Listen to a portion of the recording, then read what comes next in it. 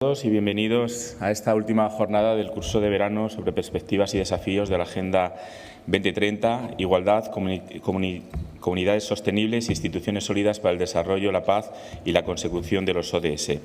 Vamos a dedicar esta jornada a la Agenda Internacional de Mujeres, Paz y Seguridad y su relación con los ODS. Tenemos una serie de expertos esta mañana que han trabajado mucho con este tema y además sobre el terreno. Y vamos a comenzar por María Salvador López. Ella se declara como feminista, inicialmente es lo primero que marcamos en su currículum, licenciada en Sociología por la Universidad Complutense de Madrid y magíster en Género y Desarrollo. Es la responsable del Programa de Derechos de las Mujeres de la Alianza por la Solidaridad y lleva más de 15 años trabajando en acciones de cooperación internacional, acción humanitaria y promoción de paz con diferentes ONGs internacionales en Centroamérica, concretamente en Honduras y Nicaragua, en Mozambique y finalmente en la región andina, donde ha centrado su trabajo en acciones de promoción de derechos de las mujeres, prevención de la violencia y acceso a derechos sexuales y reproductivos.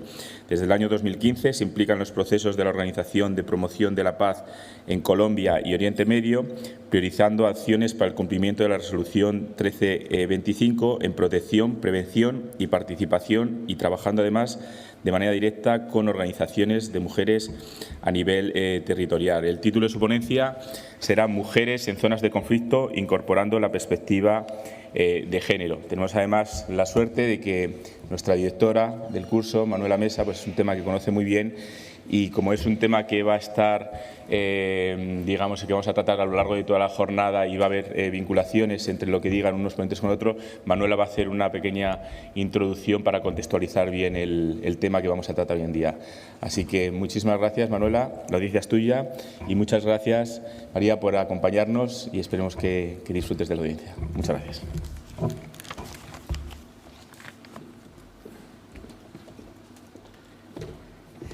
Buenos días.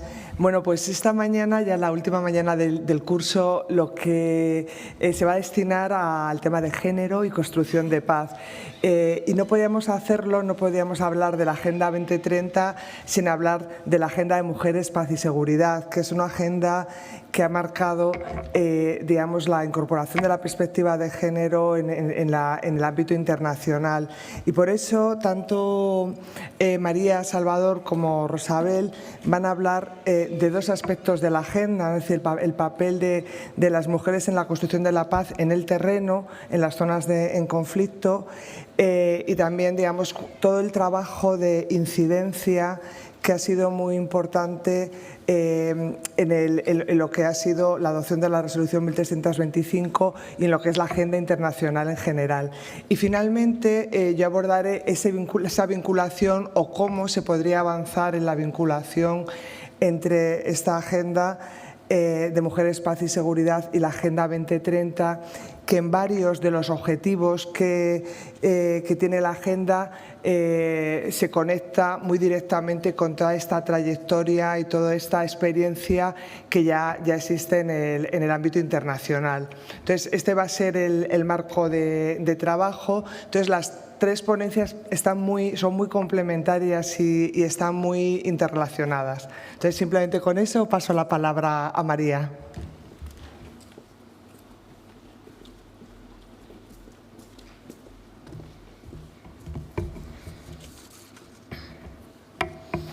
Bueno, muchas gracias. Ante todo, quiero agradecer a la Fundación Juste, a Manuela Mesa por la invitación. Para mí es un placer estar aquí en este entorno maravilloso que no conocía, así que hago dos cosas, ¿no? Estoy aquí en esta ponencia y el día de ayer, que es un espacio de intercambio muy rico y al mismo tiempo, bueno, pues conozco esta región. Bueno, muchas gracias y quería empezar un poco contando, bueno, que Alianza por la Solidaridad qué es, qué organización, una breve presentación y luego sí que me voy a centrar bastante en todo el componente de trabajo, en por qué es importante la incorporación del enfoque de género, ¿no? Y el trabajo es de un enfoque de género en todas las intervenciones, tanto de acción humanitaria como de desarrollo, ¿no? Y en el marco de la Agenda 1325 y todas las agendas de los ODS y de todas las agendas a nivel internacional. y me gustaría también entrar, y sobre todo voy a entrar en acciones concretas, en buenas prácticas concretas que como organización estamos implementando en 2 zonas principalmente, en Colombia, que llevamos 20 años trabajando en Colombia, y en Oriente Medio, donde estamos trabajando en Palestina y en Jordania con población desplazada por el conflicto sirio. Bueno, Alianza por la Solidaridad, un poco para poneros en contexto, y además como ayer estuvieron 2 grandes organizaciones que trabajan en temas de desarrollo como es Oxfam y Ayuda en Acción. Alianza por la Solidaridad somos una organización al lado de ellas bastante pequeña, esa mediana, y trabajamos en la promoción de los derechos humanos y el garantizar que las poblaciones tengan acceso a sus derechos, tengan acceso a todo un componente de protección, de garantía de sus derechos, pero lo hacemos desde un enfoque de derechos humanos y un enfoque de género fundamental. Y creemos que no es solamente el acceso a estos derechos, sino que las poblaciones tienen que tener la capacidad de incidencia, la capacidad de cambiar y de transformar, ¿no? Es decir, tenemos que trabajar para transformar las desigualdades, transformar las relaciones de poder, y cuando hablamos de poder lo voy a ligar mucho a trabajar desde un enfoque feminista y enfoque de género. Y si no lo hacemos de esta manera, es muy difícil lograr los ODS, lograr el desarrollo, porque sin sociedades democráticas, sin sociedades igualitarias en las que hombres y mujeres tenemos los mismos derechos, las mismas oportunidades, es muy difícil construir democracias justas, equitativas y realmente pues, que tengan un impacto diferenciado, ¿no? En este marco, desde Alianza por la Solidaridad tenemos 4 áreas de intervención, entonces bueno, no voy a contaros así el detalle, pero trabajamos desarrollo local sostenible, ciudadanía global, un programa de acción humanitaria y un programa de derechos de las mujeres del que yo soy la coordinadora de este programa. En estas áreas, y sobre todo aquí, me voy a centrar sobre todo en las acciones de acción humanitaria vinculado con el componente de derechos de las mujeres, porque como organización nuestras líneas de acción en el marco de trabajar desde la línea humanitaria lo enfocamos mucho a trabajar en la promoción de los derechos de las mujeres y en la garantía de que las mujeres en situaciones de conflicto tengan acceso al derecho a una vida libre de violencia, que es una de las problemáticas que queremos afrontar, y acceso a salud sexual y reproductiva y sus derechos sexuales y reproductivos.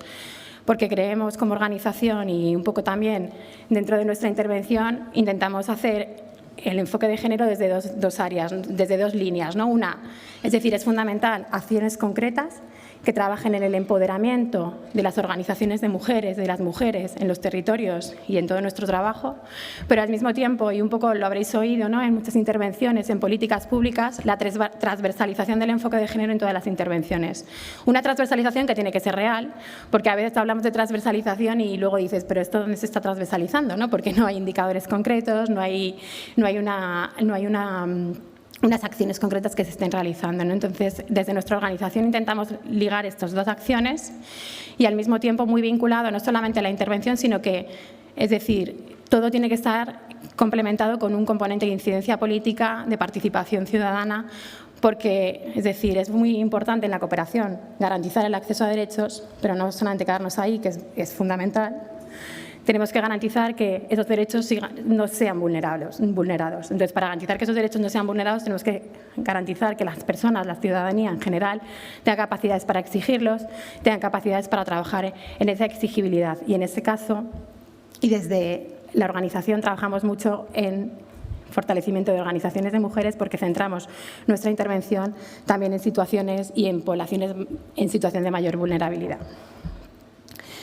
En este marco, y un poco también ligado con la Agenda 1325, y sobre todo porque voy a abordarlo desde Palestina, ¿no?, Oriente Medio y Colombia, creemos que la Agenda 1325 es una base fundamental para para enfocar nuestro trabajo en nuestras acciones de acción humanitaria y respuesta en los territorios, ¿no?, porque engloba acciones de protección, o sea, la 1325 incorpora como 4 áreas fundamentales, que es la participación, la protección, la prevención y todo un componente de reparación.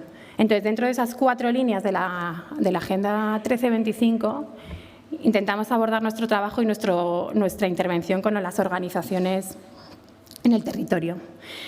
¿Por qué creemos que es fundamental, ¿no?, el incorporar el enfoque de género en estas acciones?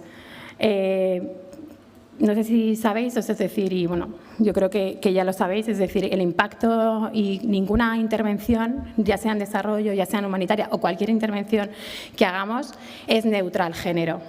No podemos decir que hacemos un proyecto sin tener en cuenta el enfoque de género. Si lo hacemos de esta manera, seguramente que vamos a tener un impacto negativo sobre un determinado grupo de población que no hemos tenido en cuenta en lo que hablábamos ayer de los diagnósticos participativos cuando identificamos un proyecto, ¿no? Hablabais de cómo se identifica y nos decían sí hay diagnósticos. Entonces, el enfoque de género es fundamental porque el impacto de nuestras acciones es diferenciada dependiendo de la población que queramos llegar. Es decir, si hacemos un puente es un ejemplo, ¿no?, muy físico, ¿no? Pues hacemos un puente en una comunidad. Tenemos que tener en cuenta dónde ponemos ese puente, por qué, a quién va a beneficiar, qué dificultades va a tener, si va a tener el mismo impacto para hombres o para mujeres o para niños y niñas. Es decir, ninguna intervención, si no tenemos esas gafas que nos queremos poner, ¿no?, decir de los impactos diferenciados, vamos a tener unas intervenciones que pueden crear un impacto negativo. Es decir, por ejemplo, en un campo en Palestina, si estamos trabajando estamos trabajando con un campo, ¿no?, o sea, unos refugios de acogida para población desplazada, tenemos que tener en cuenta dónde lo colocamos, es decir, y si queremos, por ejemplo, evitar violencia sexual contra mujeres en este tipo en estos desplazamientos, tenemos que tener en cuenta dónde vamos a poner los baños, dónde vamos a colocar las tiendas, cómo vamos a organizar la distribución de los alimentos, pero cómo vamos a hacer la distribución y la distribución de roles en este tipo de intervenciones. Si no lo hacemos así, y muchas veces dicen, lo digo porque esto pasa, sigue pasando, ¿no? Y nos encontramos con organizaciones que, bueno, es que hay que actuar, tenemos que hacerlo rápido, ¿no? Y eso es un poco el riesgo de la acción humanitaria de la emergencia. Si lo hacemos así, si no tenemos en cuenta que estamos trabajando con personas que son hombres, que son mujeres, que son niñas, que son niños, que son personas con discapacidad, puede que nuestra intervención sea negativa. Y creemos que primero las acciones de acción humanitaria tienen que ser evitando el impacto negativo de la población y garantizando que todas las personas tengan el acceso a esa asistencia, ¿no? Esta vinculación entre el enfoque de género y la acción humanitaria no es tan evidente en algunas cosas, porque, por ejemplo, y además que lo vemos, ¿no? Es decir, estamos viendo que en las zonas de conflicto las mujeres corren mayor riesgo de sufrir violencia sexual. Por ejemplo, nosotras en Oriente Medio, en Palestina, hicimos un estudio después de la ofensiva del 2014, cuando del último bombardeo del israelí en Gaza, y vimos que durante la ofensiva y posterior a la ofensiva el aumento de la violencia contra las mujeres, aumentó la violencia contra las mujeres. Es decir, cuando estamos en una situación de conflicto, de emergencia, las situaciones de desigualdad que ya están en las sociedades, que supuestamente son sociedades democráticas, estables, se acentúan. Entonces, en sociedades donde la violencia contra las mujeres, la violencia sexual, son prácticas que todavía continuamos, cuando hablamos de situación de conflicto eso se acentúa. Y por eso tenemos que tener medidas específicas para actuar sobre ello. Por ejemplo, en Jordania, trabajamos con población siria desplazada en Jordania. Durante la crisis siria, los matrimonios precoces, los matrimonios infantiles de niñas ha aumentado. ¿Por qué? Porque la población siria desplazada en estas zonas no tiene sustentos económicos, no tiene capacidad de vivir y muchas veces las familias lo que hacen es, sus hijas sirven como para moneda de cambio, ¿no? Es decir, bueno, lo hacen como para garantizar que su hija tenga otras oportunidades, pero bueno, es decir, son matrimonios precoces, son matrimonios infantiles y esto está aumentando. La mortalidad materna, ¿no? La mortalidad materna en zonas de conflicto es mucho mayor. Y luego, aparte de esto, es decir, las mujeres cuando estamos en una situación de conflicto, de emergencia, es decir, pues se nos junta, es decir, todo el componente de violencia sexual que hemos visto en países, por ejemplo, como Colombia, que se ha utilizado como arma de guerra, que se sigue utilizando y que está también en aumento, pero también vemos que bueno, pues el acceso a la tierra es mucho más complicado, el acceso a educación se nos dificulta y libertad de movimiento de mujeres en estas situaciones es mucho peor. Entonces, vemos que el impacto diferenciado de estos conflictos es diferente para hombres y para mujeres. Las mujeres tenemos un impacto diferente. No decimos que muramos más en los conflictos, que también son muchos los hombres que mueren, pero tenemos otros factores que nos dificultan el ejercer y poder tener acceso a nuestros derechos más básicos. Y esto no lo vemos reflejado muchas veces en las políticas humanitarias, en las políticas de desarrollo. Así como para daros un dato concreto, es decir, porque muchas veces decimos, bueno, es importante trabajar el enfoque de género, es fundamental, está en las prioridades de todas nuestras agendas, en los ODS, en todo, ¿no? En la Cumbre Humanitaria Mundial, ¿no? Incorporaba todo el tema del enfoque de género, pero, por ejemplo, en el 2000, pongo datos del 2015, que fue cuando se hizo el informe, ¿no? de avance respecto al tema de la 1325, solo el 0,5% de los fondos humanitarios fueron destinados a acciones enfocadas a violencia de género. O sea, si decimos las prioridades y luego vemos el presupuesto, a lo mejor nos tendríamos que cuestionar, ¿no? Es decir, en qué estamos poniendo nuestro factor importante, ¿no? El 43% de las mujeres en emergencias tiene acceso a servicios de salud reproductiva, a pesar de que el 60% de las mujeres que mueren durante el embarazo o el parto lo hacen en zonas de conflicto. Es decir, aquí tenemos una brecha, ¿no? Es decir, no estamos garantizando que las mujeres que quieren ser madres o que quieren tener un acceso a una maternidad segura la tengan. Y, por último, solo el 1% de los fondos destinados a estados frágiles en el 2015 fueron para organizaciones de mujeres o instituciones dirigidas, ¿no? a la promoción de la igualdad. Entonces, aquí nos encontramos con muchos desafíos, ¿no? Muchos desafíos que como organizaciones, ¿no? y que trabajamos en estos países y que trabajamos con organizaciones de mujeres locales, hemos identificado, ¿no? Sí que creemos que es importantísimo tener un cambio de enfoque, ¿no? respecto a cómo estamos abordando esta agenda. Tenemos que centrarnos más en las personas, en las necesidades específicas, en que la participación efectiva de las instituciones locales con las que estamos trabajando y de organizaciones de mujeres principalmente. Yo tengo un ejemplo muy claro. Yo estuve justo cuando fue el terremoto de Ecuador, justo estaba viajando a Colombia y luego tuve que ir a Ecuador. Y justo había sido la Cumbre Humanitaria Mundial, que una de las prioridades que colocaba era que hay que dar más protagonismo a organizaciones en el terreno para la respuesta. Porque, es decir, cuando ocurre un terremoto en Ecuador, ¿quiénes son las primeras personas que responden? ¿Quiénes son? ¿Quiénes son? Sí, pero ¿de dónde? Ecuatorianas. Es decir, no son las organizaciones internacionales que vienen en el avión y que vienen. Es decir, son las organizaciones locales las que están ahí. Y principalmente, ¿quiénes son las que se organizan y las que están generalmente, las que se ocupan, ¿no? Y bueno, las que tienen el rol, en ese caso, rol muy tradicional, de ocuparse de la familia? Muchas son mujeres, ¿no? Es decir, cuando tú vas allí dices, hay que dar protagonismo a las organizaciones locales. Yo estuve en una primera reunión de clúster humanitario, que cuando hay una crisis humanitaria son organizaciones que se organizan para la respuesta coordinada, porque a pesar de que hay falta de coordinación, se hacen estos espacios de coordinación, y no había ninguna organización ecuatoriana en ese espacio. Y dices y preguntas, ¿pero y dónde están las organizaciones ecuatorianas? ¿Dónde están las organizaciones ecuatorianas generalistas? Pero luego, ¿dónde están las organizaciones de mujeres que están trabajando en esta zona? O las organizaciones especialistas en infancia. Es decir, tiene que ser una respuesta multiactor. Y no podemos venir de organizaciones internacionales, que sí, por supuesto, tienen que estar, pero, es decir, la primera respuesta no son las organizaciones como la Cruz Roja, por supuesto, la ecuatoriana, pero la primera respuesta son las organizaciones que están en el territorio, las personas que están en el territorio. Entonces, por eso es importantísimo, y además muchas de estas crisis, cuando hay una crisis así, las principales que están organizándose, que están respondiendo, son organizaciones de mujeres, las que están garantizando alimentación, las que se organizan para hacer comedores. Es decir, que son acciones muy tradicionales que entran dentro de los roles de las mujeres, que también hay que cuestionar, pero también, es decir, no las podemos dejar fuera de la participación efectiva de estas acciones, ¿no?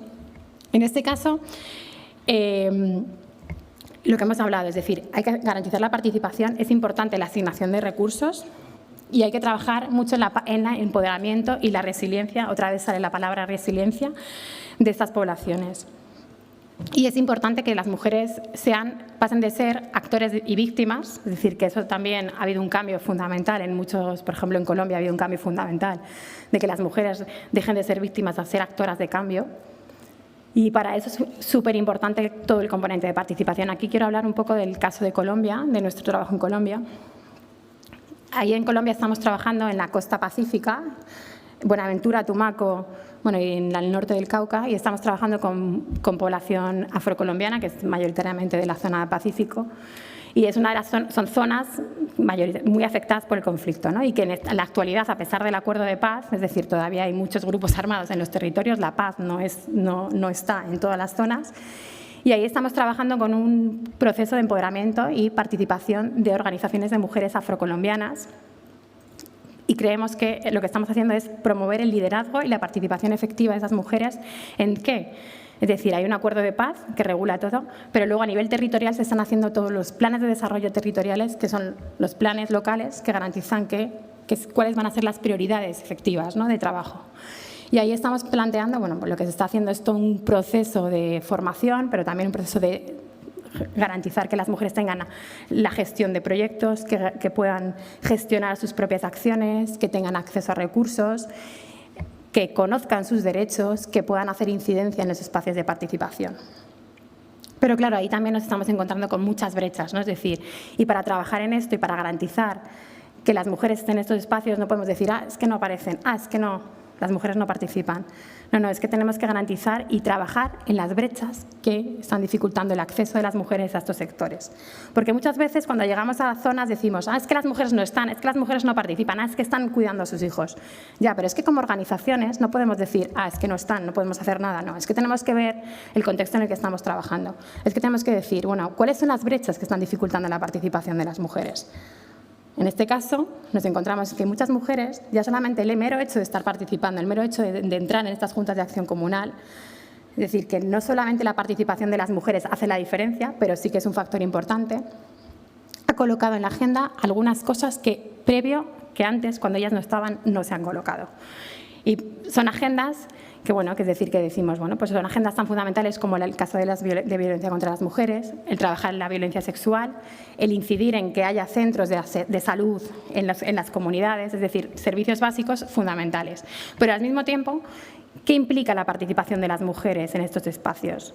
Implica que haya un cuestionamiento, ¿no?, de las relaciones de poder que generalmente se está dando. Cuando hablamos de participación y los roles diferenciados, muchas veces decimos, las mujeres son las que se han encargado de la familia, tradicionalmente los hombres han estado en los espacios políticos. En este caso, la participación de las mujeres está generando un cambio fundamental. Y eso, solamente el que estén esas mujeres ahí, ya está cuestionando, ¿no?, estas relaciones de poder. Es decir, yo también estoy en los espacios políticos. ¿Qué está pasando? Que también es uno de los factores que tenemos que trabajar mucho. ¿Qué está pasando?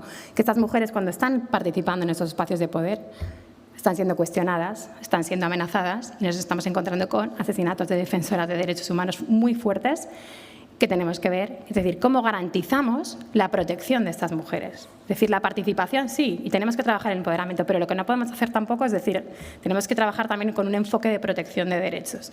Un enfoque de protección de derechos que, por supuesto, como organizaciones lo tenemos que hacer, pero que tenemos que incidir para que el Estado proteja. ¿No? Es decir, no podemos decir, es que esas mujeres ya no pueden participar porque es que las están asesinando, las están amenazando. Tenemos que incidir para que el Estado, en este caso el Estado colombiano, garantice la participación, el espacio, la seguridad de estas mujeres, ¿no?, que tienen que estar en estos espacios. Y al mismo tiempo también nos hemos encontrado con muchas barreras de sus propios compañeros, es decir, no, tú no puedes estar aquí. También tenemos que cambiar mentalidades. Ayer decíamos que es importante las normas, las legislaciones, pero es fundamental el cambio de mentalidades. Entonces, aunque estemos trabajando en acciones humanitarias de emergencia, de respuesta inmediata, no podemos trabajar sin ver más allá. Es decir, tenemos que trabajar para transformar, para intentar ver dónde están estas desigualdades e intentar actuar sobre ellas. A veces las acciones humanitarias no nos lo permiten porque son muy inmediatas, son muy concretas, pero nosotras, por ejemplo, como organización trabajamos desde un enfoque vinculación entre ayuda humanitaria y desarrollo, del enfoque BART, y es fundamental tener en cuenta esta visión. Es decir, no estamos solamente para qué, que es fundamental para el acceso a derechos, estamos también para qué. Pues para que garantizar que esas desigualdades no se den, para que las mujeres puedan estar en esos espacios de poder. Esta participación en Colombia de las mujeres ha logrado un mayor empoderamiento de estas organizaciones, están gestionando proyectos en sus territorios, están siendo protagonistas de estos cambios, está logrando trabajar en acciones de prevención de violencia, se están haciendo campañas con ellas, ¿no?, de prevención de violencia en sus territorios, campañas muy contextualizadas a su realidad, es decir, no estamos haciendo una campaña general, sino es decir, qué es lo que está pasando, cuáles son nuestras problemáticas y vamos a ir para ello. Estamos logrando que estas mujeres participen en los espacios de toma de decisiones y de poder, están sentadas en las mesas de negociaciones locales, en este caso, bueno, también hay espacios de negociación nacionales. Y lo que también estamos generando, es decir, también que estas mujeres sean ejemplo y sean referentes en sus comunidades para trabajar otras temáticas. Si ellas no hubieran estado ahí o no están ahí, muchos temas que se están incorporando en la agenda no estuvieran. Cuando las mujeres entran a participar en los espacios de toma de decisiones, hay un cambio también de mentalidad, hay un cambio de enfoques, hay un cambio de cuáles son las demandas. No lo digo que sea inmediato, pero sí que se plantean demandas fundamentales para el bien común que en otro caso no se hubieran planteado, ¿no? Hemos hablado de la participación, el componente de protección. El componente de protección es fundamental y, por ejemplo, aquí os voy a poner un ejemplo de nuestro trabajo en Oriente Medio, en este caso en Palestina y en Jordania. Si no garantizamos la protección de las mujeres y el acceso a servicios básicos tan fundamentales como salud sexual y reproductiva, el derecho a una vida libre de violencia, nosotras consideramos que si no tenemos el acceso a nuestros derechos más básicos, que consideramos que son nuestros derechos sexuales y reproductivos, nuestro derecho a nuestro cuerpo, a decidir sobre si queremos o no ser madres, a decidir sobre nuestra sexualidad, a decidir sobre cosas tan básicas, a decidir también y a tener una vida libre de violencia, no podemos garantizar que estas mujeres estén en espacios de toma de decisiones, de participación política. Y eso es fundamental. O sea, es fundamental que vayamos también a un poco las cosas básicas de nuestra vivencia y de nuestras necesidades específicas. Entonces, en Jordania y en Palestina estamos trabajando con organizaciones en el territorio y una de las cosas que hemos trabajado y que consideramos una buena práctica para garantizar la protección de las mujeres, cuando hablamos de protección estamos garantizando pues que las mujeres tengan acceso a servicios básicos, a atención sanitaria, a educación. En este caso trabajamos con centros de salud y lo que hacemos es que a través de los centros de salud hemos incorporado una identificación de casos de violencia. Porque estamos hablando de zonas, por ejemplo, Oriente Medio, donde la violencia contra las mujeres no está ni en la legislación. Es decir, las mujeres no tienen un marco normativo legal que las proteja. Entonces, ¿qué hacemos? Es decir, a través de las clínicas de salud, que son como, viene la señora a hacerse la revisión, estamos identificando casos de violencia. Y estamos trabajando en un enfoque de trabajo en el que las clínicas, por ejemplo, todas las personas que atienden en estas clínicas, las doctoras, la trabajadora social, la abogada, son mujeres. Y estamos garantizando a partir de ahí, es decir, todo un trabajo de identificación de casos de violencia, de atención, de acompañamiento a estos grupos de mujeres, y todo esto lo hacemos con un trabajo en el que hacemos también incidencia, ¿no? En el que las mujeres, si quieren salir de esta situación de violencia, se les hace un apoyo legal pues para que puedan todo el tema de la asistencia a sus hijos, de todo un componente de trabajo más de conciliación en este caso, porque la legislación no nos lo permite mucho más allá. Pero lo que estamos garantizando es que estas mujeres puedan salir de ese ciclo de violencia, ¿no? A pesar de la situación en la que se encuentran. Entonces, y al mismo tiempo trabajamos con los gobiernos locales, con las instituciones locales, porque consideramos que tiene que ser todo un componente como transversal. No podemos trabajar, por supuesto, como organización de sociedad civil española y enfocada en estos trabajos, trabajamos en fortalecimiento de las organizaciones de sociedad civil, pero lo que queremos también es decir, queremos transformar, queremos incidir, entonces no podemos dejar de lado a los gobiernos, es decir, tenemos que trabajar con los estados, nos guste o no nos guste. Es decir, porque al final los estados son los que van a hacer las normas, son los que van a estar ahí y tenemos que garantizar que esos estados, primero, garanticen el acceso a derechos, porque no somos las organizaciones humanitarias o las organizaciones de sociedad civil las que tenemos que garantizar el acceso a derechos a la población.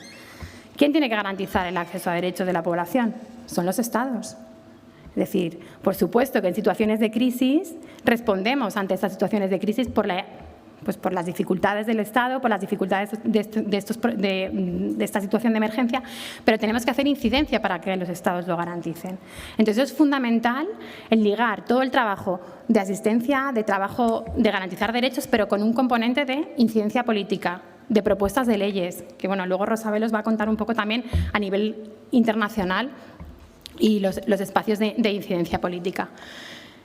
Esto a nivel local es fundamental, es decir, ayer hablabais de, bueno, ¿cuáles son los impactos reales? Es decir, yo creo que el cuestionar, el estar presente, el que las mujeres, las organizaciones de mujeres participen en estos espacios, en el que estén en las demandas, en el que estén en los espacios de toma de decisiones, es fundamental. Y si queremos trabajar desde un enfoque de género, tenemos que hacerlo. Y bueno, es decir, yo creo que ahí tenemos que saber muy bien, es decir, acciones muy diferenciadas y muy enfocadas en necesidades concretas. Hemos hablado de matrimonios precoces, de violencia sexual, de violencia de género. No podemos hacer intervenciones, por ejemplo, vinculadas a construcción de viviendas en una zona y nos podemos cerrar los ojos y decir, es que yo solamente hago viviendas. Y tú estás viendo que la población o las viviendas que estás construyendo van a ser para gente que a lo mejor está una pareja que la mujer está siendo maltratada o que hay violaciones sexuales. No podemos quedarnos ahí. Entonces, todos estos espacios de coordinación también entre organizaciones son fundamentales. Por ejemplo, nosotras en Oriente Medio, en Palestina, en este caso en Gaza, participamos en la mesa en el clúster de protección, que hay una mesa específica de atención en violencia de género. ¿Qué hacemos? Nos coordinamos entre todas para garantizar sistemas de referencia oportunos. Si hay una mujer que va a una zona o va a un centro de salud, tiene que tener una referencia oportuna y decir, bueno, pues esta señora, ¿dónde hay que mandarla? ¿Qué tipo de servicios se tiene que hacer? ¿Cómo tenemos que garantizar que esta señora tenga todo un sistema de referencia articulado, coordinado y que no podamos decir, bueno, pues es que esta señora a los 2 días aparece asesinada, como está pasando en muchos casos, porque no se ha dado una respuesta oportuna, ¿no? Entonces es fundamental y esto me vais a decir, bueno, pero es que la acción humanitaria es solamente la respuesta inmediata, ¿no? Es decir, nosotras lo enfocamos y nuestro trabajo va vinculado a decir, no podemos hacer una acción humanitaria de llegamos, hacemos, nos vamos, ¿no? Porque es que, primero, el impacto negativo que puedes crear es mucho peor. Segundo, hay que fortalecer a las organizaciones locales y tenemos que garantizar una mayor participación de las mujeres que no están presentes en estos espacios. Y tercero, garantizar una mayor coordinación entre actores para dar una respuesta oportuna y, sobre todo, implicar a las organizaciones locales. Es decir, el que haya instituciones, el que haya organismos que garanticen el acceso a proyectos específicos para organizaciones locales en los territorios es fundamental. Y en este momento, por ejemplo, como organizaciones que, bueno, nosotros trabajamos con organizaciones locales, en la cooperación española y otro tipo de cooperaciones tiene mecanismos muy, muy complicados para que organizaciones muy locales en los territorios puedan acceder a estos fondos, ¿no? Y puedan acceder a estas ayudas. Y muchas veces nuestro rol ha sido del articular estas acciones, el fortalecer a estas organizaciones para que puedan acceder a estos espacios. Yo no sé si, creo que ya está, era un poco contar estas dos experiencias y bueno, muchas gracias y cualquier pregunta, gracias.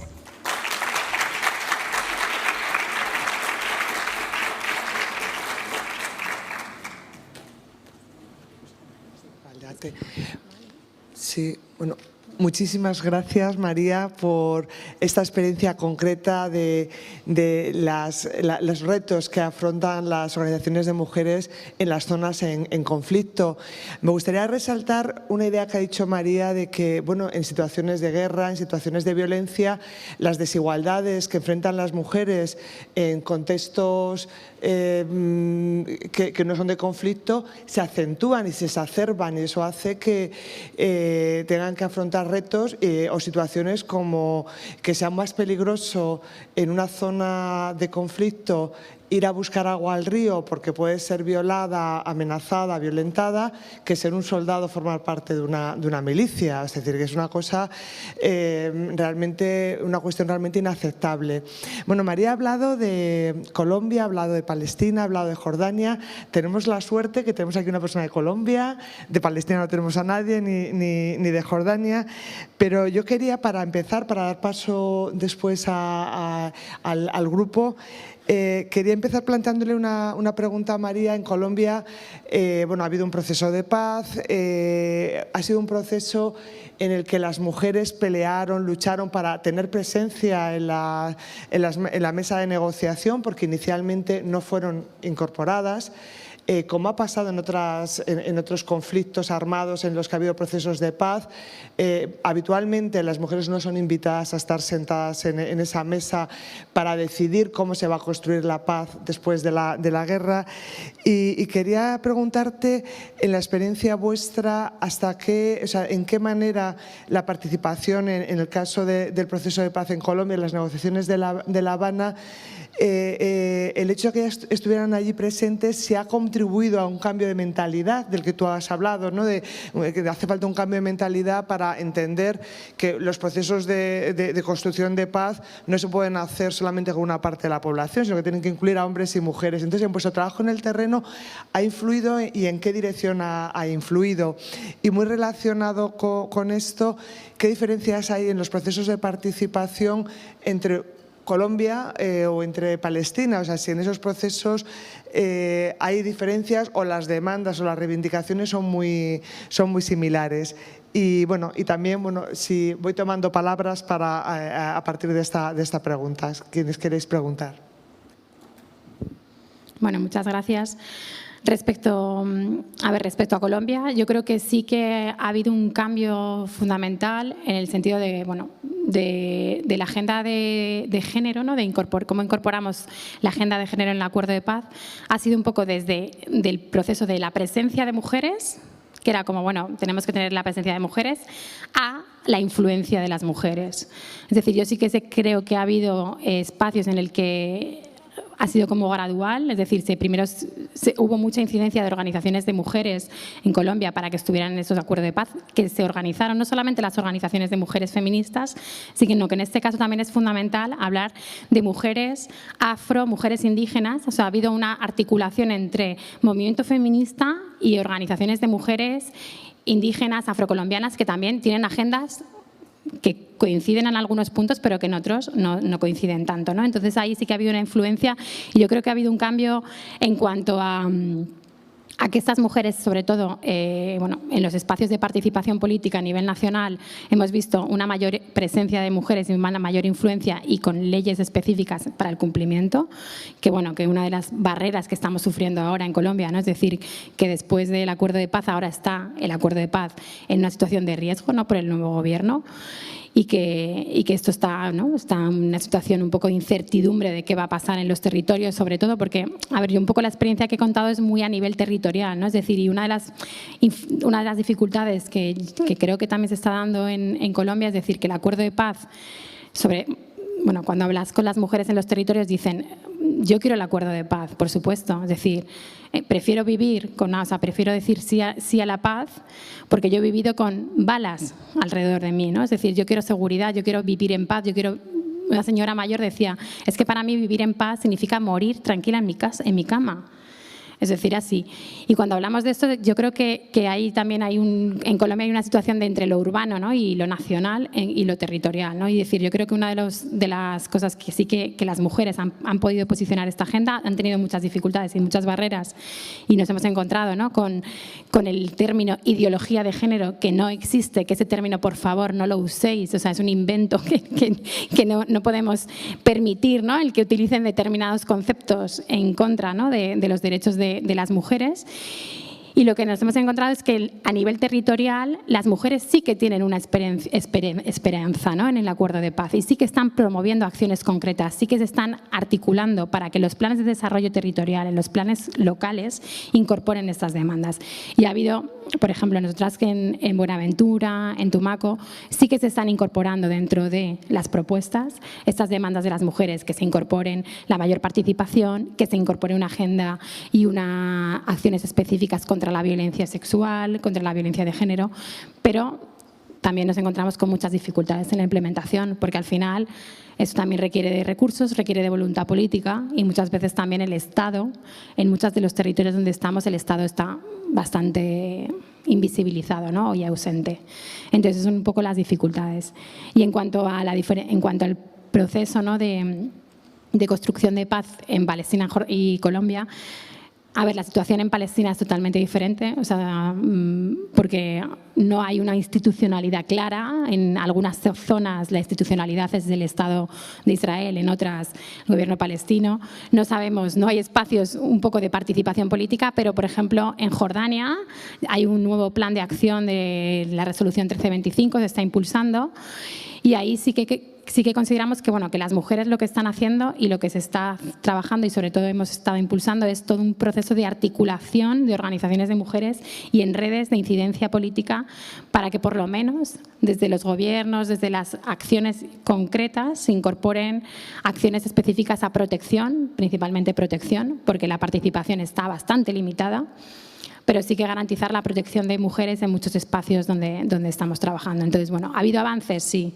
¿Que hay muchas limitaciones? Sí. Pero bueno, yo creo que ahí también hay muchas organizaciones muy fuertes que están trabajando y que están posicionando sus agendas, a pesar de que realmente trabajar en un Estado, o sea, trabajar, por ejemplo, en Gaza, bueno, es una de mis experiencias más que me impactaron más, el entrar en Gaza y en conocer el día a día de organizaciones locales que están viviendo allí. Es decir, su día a día hay un bombardeo, hay día a día, te están amenazando y al mismo tiempo tú te estás levantando de tu cama, tu casa a lo mejor la acaban de destruir y tú estás yendo a la organización a trabajar, a hacer incidencia, a trabajar con organizaciones de mujeres, a fortalecer esos espacios y también una cosa importante que se está promoviendo y que también desde las organizaciones de mujeres están demandando es una mayor implicación de los hombres en las agendas y en los espacios de cuidado, espacios reproductivos. Las mujeres están participando.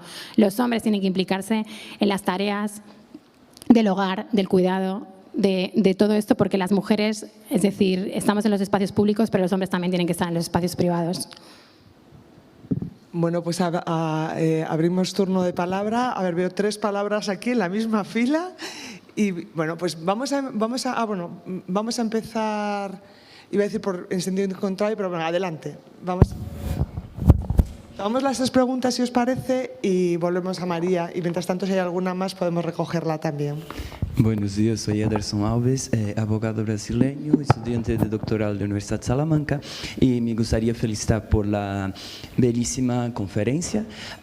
Quisiera, tratando el ODS 5 del género, quisiera ubicarme un poquito más en las experiencias profesionales vuestras.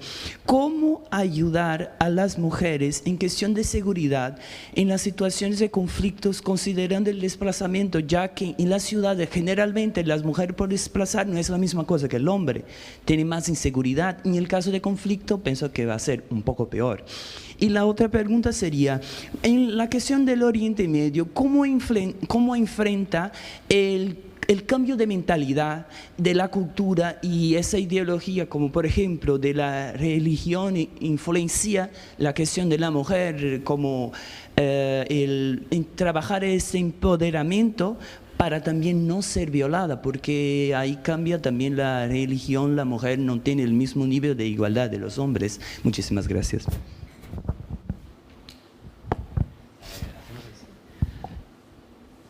Muy buenas, yo me llamo Frank, trabajo en la Universidad de Huelva y hago el doctorado en la Universidad de Santiago. Y bueno, yo tengo una pregunta bastante concreta, pero para ello necesito hacer un breve comentario y es que me parece muy útil para todos los que estamos aquí ver la experiencia en el terreno de una asociación que, por lo que has contado, trabaja no desde un punto de vista pues norte-sur, que se ha comentado aquí bastante ya, sino que está cuestionando las propias estructuras de poder hegemónico que ya todos conocemos bastante bien. Y en ese sentido quería preguntar 2 aspectos muy concretos. ¿Cómo afecta eso a los propios trabajadores? Es decir, ¿cómo de ese modo de trabajar práctico se están reconstruyendo las estructuras en Occidente? Y no sé si me estoy explicando. ¿De qué forma se está cuestionando en Occidente esa estructura de poder? Es decir, los propios trabajadores que llegáis ahí decís, hombre, igual yo no tengo los mismos problemas como mujer que estas mujeres de aquí. Es decir, reflexionar un poco sobre ese feminismo occidental y bueno, y muy escuetamente, por ejemplo, 2 o 3 reformas concretas que se hayan conseguido ya en el terreno. Por ejemplo, hemos construido un pozo en no sé dónde, ya, pero algo bastante concreto que aterrice ya del todo en la práctica. Este es mi comentario. Muchas gracias. Hola, buenos días. Soy María, soy trabajadora social. Y antes de mi pregunta, me gustaría compartir también una experiencia de un proyecto que tuve la oportunidad de trabajar, que era el proyecto Mujeres de la Paz, en un barrio conflictivo de una de las capitales brasileñas.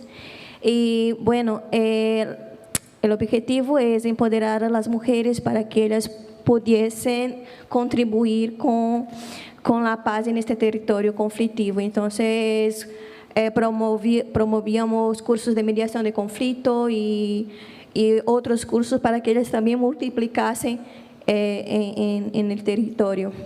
Y lo que me ha llamado la atención es la cuestión de la seguridad de estas mujeres, porque no trabajábamos cuestiones muy centrales, porque el proyecto no tenía condiciones de garantir la seguridad de las mujeres, claro, y tampoco porque es muy complicado. Bueno, el Estado tiene que garantir la seguridad, tenemos que llamar al Estado, pero hay un trecho de una música brasileña que dice: aquí abajo las leyes son diferentes. O sea, hay leyes, claro, hay todo un Estado, pero aquí las leyes son otras.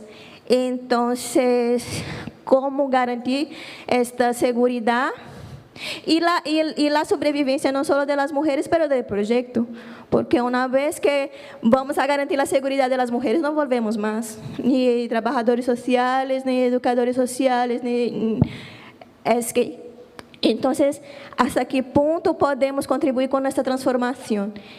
Y la otra cuestión también que me angustiaba es que si a lo mejor no estamos reproduciendo también esta imagen de la mujer como el voz suave, este voz que va a promover la paz, y si no estamos también reproduciendo este papel.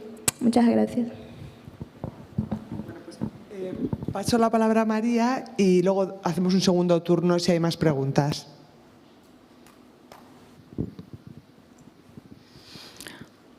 Bueno, respecto a tus preguntas, a ver, el enfoque de seguridad y cómo garantizamos la seguridad en situaciones de desplazamiento.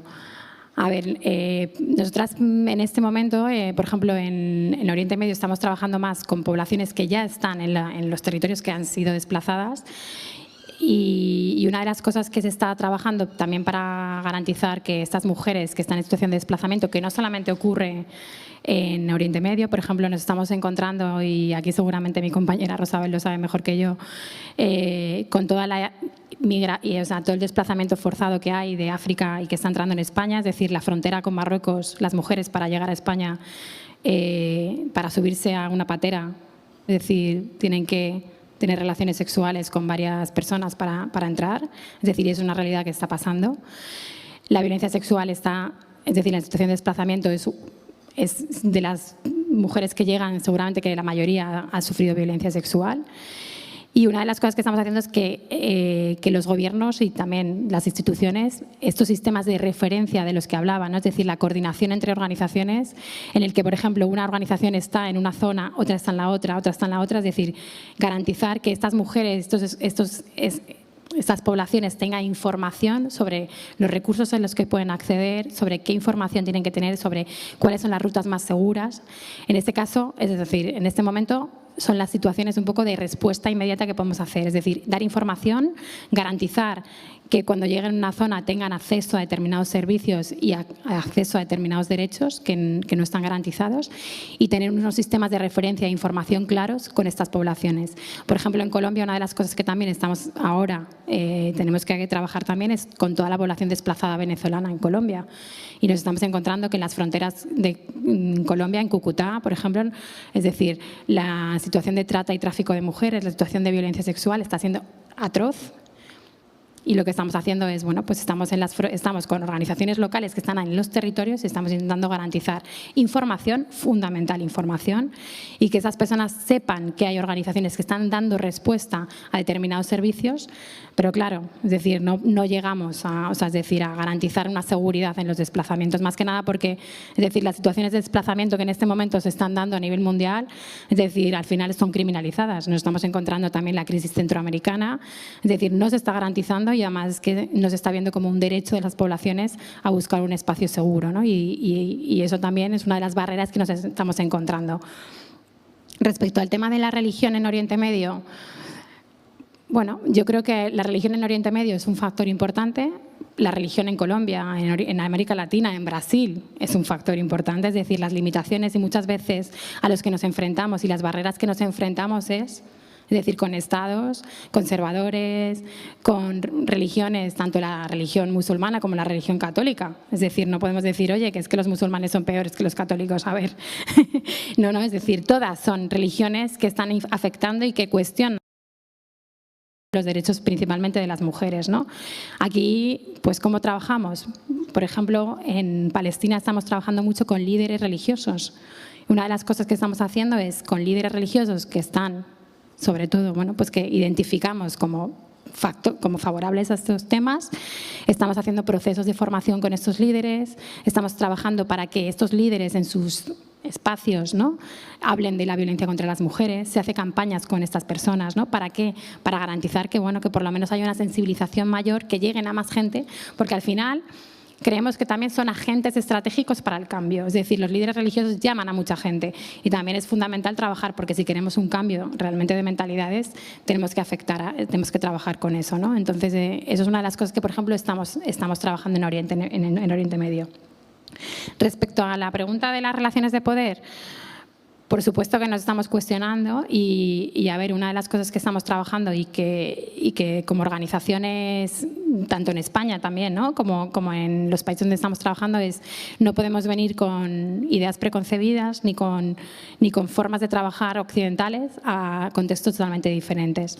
Por eso, ¿qué hacemos? Es decir, es fundamental trabajar con organizaciones que están en el territorio, con organizaciones locales que conocen el contexto y actuar en base a eso. Muchas veces, yo creo que eso es lo fundamental y aquí nos estamos cuestionando también las relaciones de poder. Hablábamos ayer de norte-sur, de la agenda ODS, que es una agenda transversal, horizontal, en el que no hay norte-sur. Bueno, yo creo que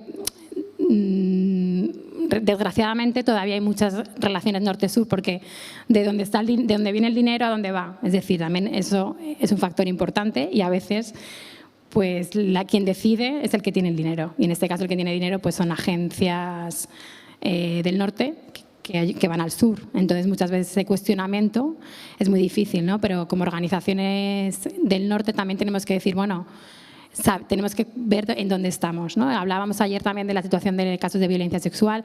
Tú, cuando eres una persona extranjera en un país del sur, tú sabes y tienes que conocer que tú estás en una situación de poder frente a eso, porque tú estás viniendo del sur, o sea, del norte, que estás haciendo un proyecto de cooperación, y tú lo que no puedes hacer es utilizar tu situación de poder pues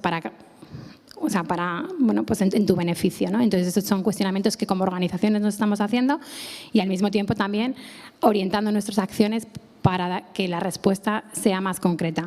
Acciones concretas en terreno que hemos logrado vinculado al tema de relaciones de poder, porque eso de acciones concretas, no sé si te refieres a proyectos concretos.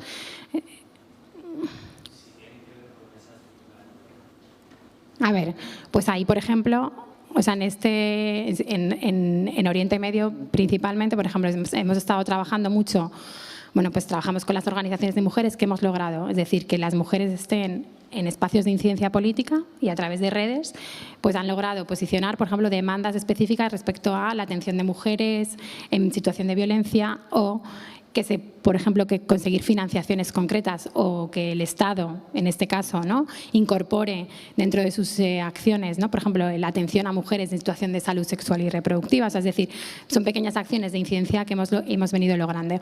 O, por ejemplo, en Colombia, es decir, sí que se ha logrado normativas específicas, o, por ejemplo, a nivel municipal principalmente, pues que se han incorporado prioridades que desde las organizaciones de mujeres han posicionado, ¿no? Es decir, pues, la atención específica de un centro en violencia a mujeres en la zona del norte del Cauca, Buenos Aires. Ahora mismo, por ejemplo, estamos levantando informes para la Comisión de la Verdad con las mujeres y se está logrando que los espacios un poco establecidos se involucren, ¿no? Pero claro, eso también conlleva una incidencia tanto a nivel local de estas organizaciones, pero también es importante el apoyo de organizaciones internacionales que muchas veces, bueno, pues tienen ese acceso. Intentamos llevar la agenda local a lo global, ¿no? Es decir, ahí tiene que haber una articulación entre lo local, pero también lo global. Y respecto a la seguridad de las mujeres que comentabas, yo creo que, a ver, nosotras nos estamos encontrando con muchas complicaciones en Colombia para garantizar la seguridad de las mujeres. Pero una de las cosas que hablamos es decir, bueno, claro, los estados tienen que garantizar la seguridad, pero ¿qué tipo de seguridad, no? Es decir, aquí, por ejemplo, con las mujeres del norte del Cauca, que estamos trabajando en Colombia, nos dicen, sí, el Estado nos está brindando, bueno, pues ellas muchas de ellas tienen escoltas de la Unidad de Protección de Víctimas. Dice, pero es que a mí no me garantiza la seguridad, es que yo no quiero tener un hombre armado a mi lado. Es decir, es que a mí tener un hombre armado a mi lado o un coche blindado no me garantiza mi seguridad. Es que mi seguridad no es eso. Es que mi seguridad significa yo poder estar tranquila sin un hombre armado que esté todo el día conmigo, ¿no? Porque primero eso no garantiza la seguridad. Quiero tener una seguridad más allá de esto. Entonces, ellas que están haciendo mecanismos de autoprotección, que bueno, muchas veces son mecanismos como muy, no rudimentarios, pero muy locales, que también pues, el cuestionamiento, o sea, la situación de seguridad tampoco la soluciona. Pues, por ejemplo, se organizan ellas, ninguna de ellas cuando va a una zona va sola, tienen un sistema de información, oye, voy a tal zona, cuéntame qué estoy haciendo. O sea, se están organizando con las comunidades locales para decir, oye, ¿cómo está esto allí? ¿Qué grupos hay? ¿Cómo puedo ir? ¿No puedo ir? O sea, sistemas un poco de seguridad local y están también implicando a las organizaciones, o sea, a la comunidad para garantizar que estas mujeres tengan espacios seguros. ¿Cómo lo tenemos que hacer? Pues implicando a todos los actores. Es decir, si hay actores, una organización de agricultores, las mujeres, los otros espacios. Entonces, tenemos que estos sistemas de seguridad locales que un poco garanticen esta protección. Pero bueno, o sea, es un proceso que estamos impulsando y, por ejemplo, ahora mismo en Colombia con las organizaciones que estamos trabajando en el norte del Cauca estamos teniendo muchos problemas y realmente está limitando mucho la participación de estas mujeres y muchas de ellas les dices, bueno, como organización también tenemos un sistema de decir, si hay una situación de peligrosidad, te podemos sacar del territorio y te garantizamos un espacio seguro, pero claro, muchas de ellas dicen, es que yo no quiero salir de mi territorio, es que yo tengo que estar aquí, es un momento crucial, tenemos que estar aquí, tenemos que ver que no estamos abandonando este proceso. Entonces, es un trabajo continuo día a día y sobre todo a través de la coordinación y a través del fortalecimiento de lo local, ¿no? Bueno, también ella había planteado algo sobre los esencialismos y que si no se estaba, y yo creo que a María, son mujeres muy valientes, hay que ser muy valiente para trabajar por la paz en Colombia o en Palestina, es decir, no es algo mujer suave, etcétera, hay que tener mucho valor porque además muchas las han matado, las siguen matando, o sea que no es en ese sentido. No sé si quieres decir algo más. Sí, eso se me había pasado.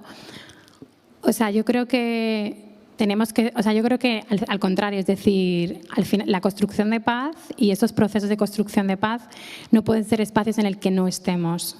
Y son espacios en el que no hemos estado. O sea, es decir, hay datos, es decir, las mujeres no hemos estado en los procesos de construcción de paz, no hemos estado en la toma de decisiones. Hemos sido las primeras en hacer la respuesta humanitaria, hemos estado las primeras en responder, pero a la hora de decidir cuáles son las prioridades, cuál va a ser el acuerdo de paz, qué queremos demandar, no hemos estado. Entonces tenemos que estar.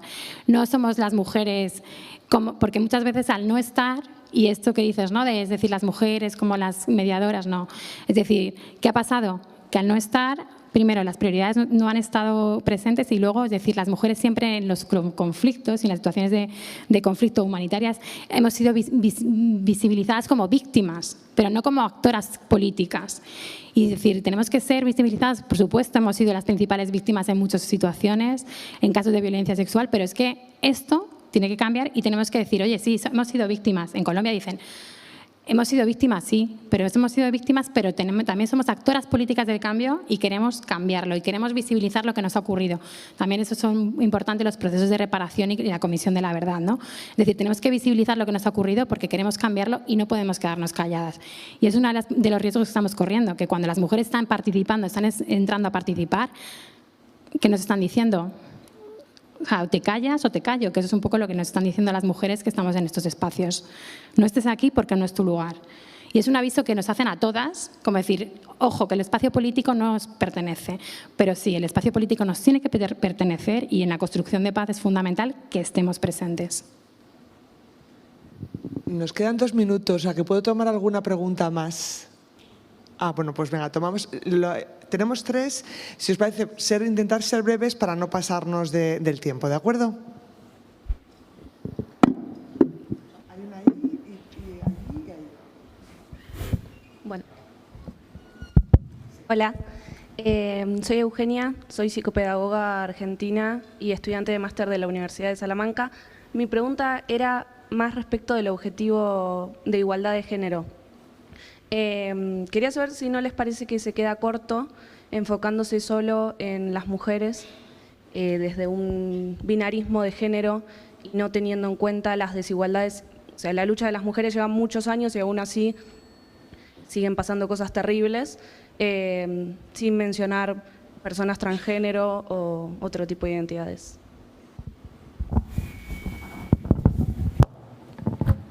Buenos días a todas y todos. Me llamo Carlota y soy graduada de Política Internacional. Primero déjeme felicitarla por traer este tema aquí, que creo que no se ha debatido es suficiente, por lo menos en el feminismo occidental, como hablabas tú. Y quería que nos hablara un poquito sobre la impunidad en el post-conflicto, o sea, la importancia de la justicia y que sea realmente visible que esto no puede seguir pasando. Y pues, ¿qué importancia tiene también la impunidad en lo que toca a la normalización de una violencia de género, una violencia sexual en contra de las mujeres en paz?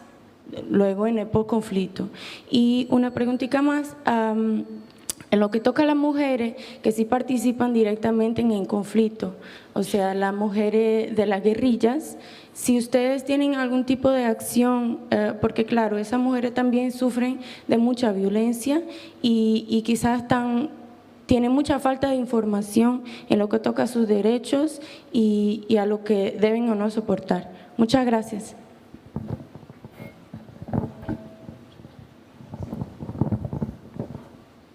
Hola, soy María. Quería preguntar con respecto a lo que has dicho antes de que uno de vuestras acciones es aseguraros de que en los centros de salud todas las doctoras, etcétera, son mujeres.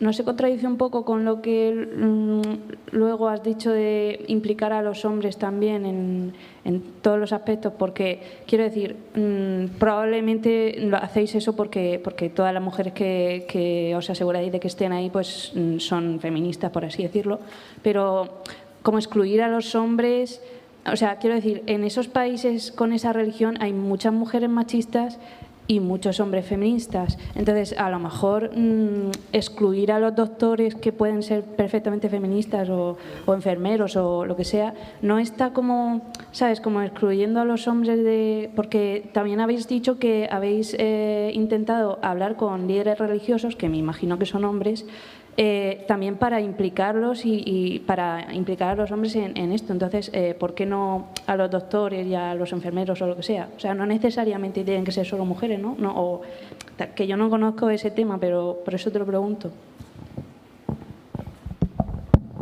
Buenos días. Mi nombre es Mónica Duque, soy estudiante de doctorado de la Universidad de Almería. Yo tengo 2 reflexiones que luego sobre eso quiero que tú nos hagas algún aporte. La primera tiene que ver con lo que está planteando la compañera, más o menos en la misma línea, y es que yo cada día me quedo más sorprendida en relación con el enfoque que se le está dando realmente al tema de género, ¿no? Y que se está convirtiendo en algo que yo no sé si es muy positivo.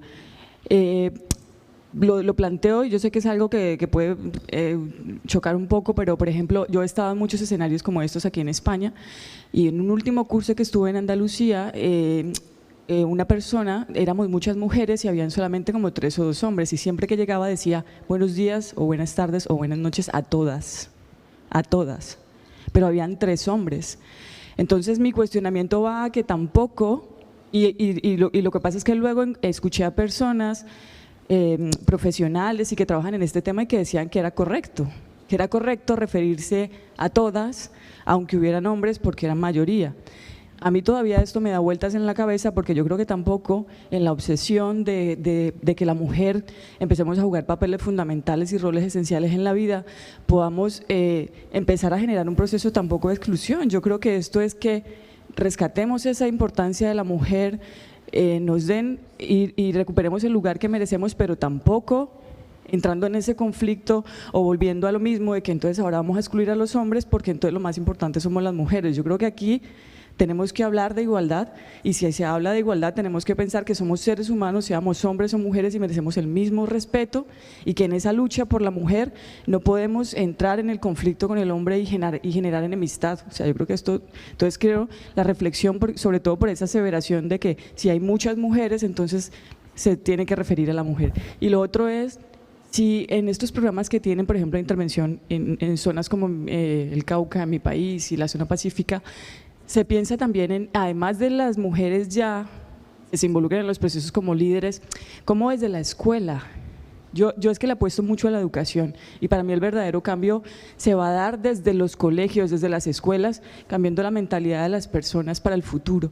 Entonces yo creo que, porque a veces es muy difícil llegar a trabajar con estas mujeres líderes que han venido con un temor y que han crecido con muchas cosas en su cabeza, cómo fomentar estos programas para que realmente sea desde la niñez, donde se provoque ese espíritu y las mujeres crean que puedan desde muy pequeñas ser líderes en sus países y ser políticas y ser las mujeres que van a liderar procesos de cambio en el futuro. Gracias. Buenas, yo soy Paula, soy filóloga y bueno, quería hacer 2 apuntes a estas intervenciones.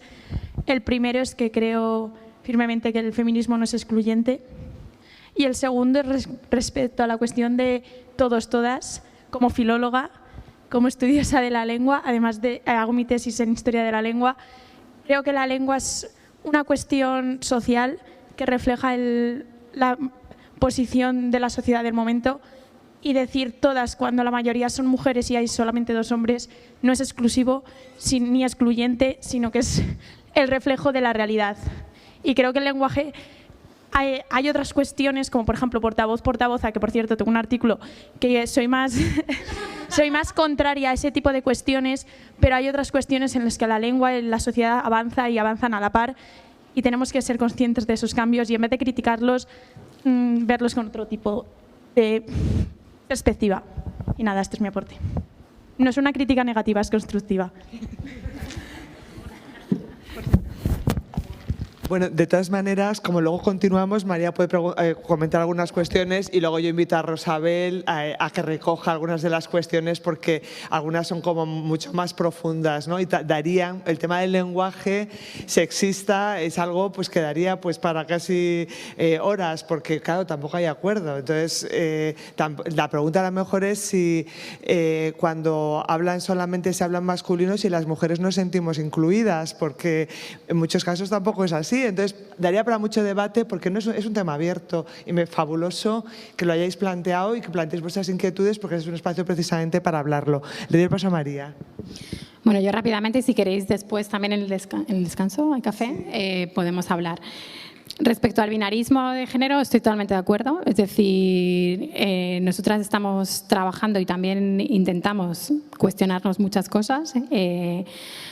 Pero bueno, pues en este momento también nuestro foco principal, ¿no? Y un poco como lo estamos abordando es derechos de las mujeres, porque un poco lo que os he comentado antes, es decir, no podemos no trabajar desde los derechos de las mujeres y el fortalecimiento de las organizaciones de mujeres en este caso, que bueno, que en muchas zonas donde estamos trabajando, por supuesto, estamos trabajando con mujeres trans, o sea, con otro tipo, ¿no? Con diversidades sexuales, pero no específicamente, es decir, no es nuestro campo de acción, es decir, hay organizaciones específicas que están trabajando con esto, no las excluimos, pero no tenemos un enfoque específico todavía de trabajo, que por supuesto lo tenemos que incorporar y en muchas zonas lo estamos intentando abordar. Pero también es fundamental, y un poco también respecto a lo que comentaba la compañera, es decir, trabajamos con mujeres, trabajamos en las clínicas de salud con mujeres doctoras. A ver, es fundamental que también sepáis, es decir, que cuando trabajamos la igualdad de género no estamos partiendo hombres y mujeres del mismo lugar. Es decir, todos decimos, ya es que también no podemos excluir a los hombres, no estamos excluyendo a los hombres. Es decir, las mujeres estamos en un momento de exclusión en muchos casos y de que no estamos en el mismo lugar. Es decir, no podemos decir que las mujeres y los hombres estamos así, paralelas. No, es que las mujeres estamos aquí. Entonces, para que las mujeres lleguemos aquí, tenemos que promover procesos de empoderamiento, procesos de fortalecimiento para que estemos en el mismo lugar. Eso no es exclusión, eso son acciones positivas. Eso es decir, eso es trabajar por una desigualdad real que está.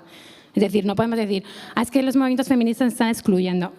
A ver, el movimiento feminista es el único movimiento a nivel mundial y a nivel global que busca la igualdad entre hombres y mujeres, que busca la igualdad de derechos. En ningún momento, si habéis hablado, es decir, el feminismo no promueve el conflicto, no promueve las guerras en nuestras sociedades, en las situaciones en las que estamos. Es decir, en este momento lo que yo me podría cuestionar es decir, ¿por qué en todas las sociedades del mundo hay violencia contra las mujeres y cada día mueren miles de mujeres en manos de sus parejas, principalmente hombres?